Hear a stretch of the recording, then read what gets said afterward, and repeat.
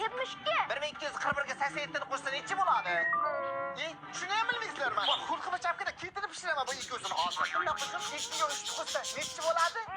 6. To'g'ri to'g'ri.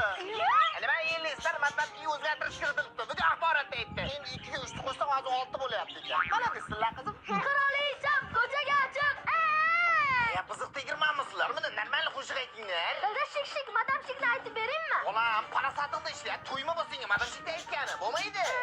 Shik madam.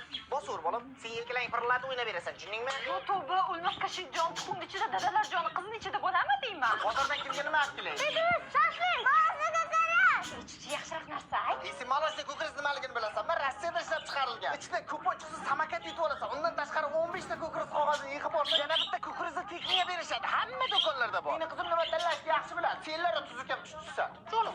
Rostdan dadasi tug'dimikin? Keyin malashni ko'kris rossiyskiligini bilib hamma magazindan talab ketibdi-ku. Malashni ko'kris hozir nomer 1da yaxshi ham oxirida ikkitaga ulgurib qoldim. Bo'lmasa tilla qizimdan o'limichi gapni eshitdim. Rostdan meni siz Hammani oldi etib gapirib bo'lmaydi qizim. Qo'shsa xijolat bo'lma. Meni ham dadam. Qa.